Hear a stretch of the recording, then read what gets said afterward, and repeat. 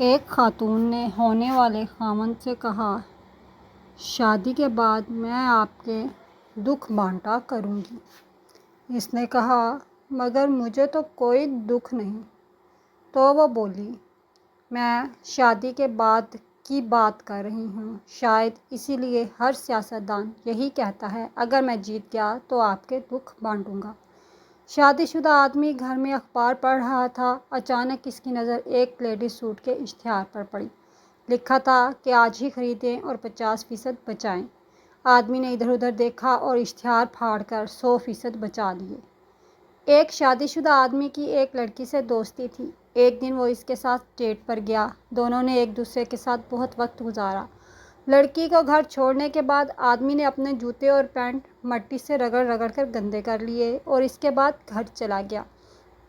بیوی، اتنا ٹائم کہاں تھے؟ آدمی، میں تم سے کچھ چھپانا نہیں چاہتا، میرا ایک لڑکی سے چکر چل رہا ہے، میں اس کے ساتھ آج ڈیٹ پر گیا تھا۔ بیوی نے جوتے اور پینٹ دیکھی تو بولی، جھوٹے، تم آج پھر فٹ بال کھیلنے گئے تھے؟ آدمی، اف، تمہیں پھر سچ پتہ چل گیا، تم بہت تیز ہو میری جان۔ ایک خاتون سائیکولوجسٹ کے پاس گئی اور کہا، ڈاکٹر صاحب، میں نے ہفتے کو ساگ پکایا اور تڑکا لگا کر اپنے شوہر کو دیا۔ شوہر نے کہا، واہ واہ، مزہ آ گیا، کیا زبردست ساگ ہے۔ پھر میں نے اس ساگ کو اتوار کو تڑکا لگایا اور اپنے شوہر کو دیا تو شوہر نے پھر کہا، واہ، مزہ آ گیا، کیا زبردست ساگ ہے۔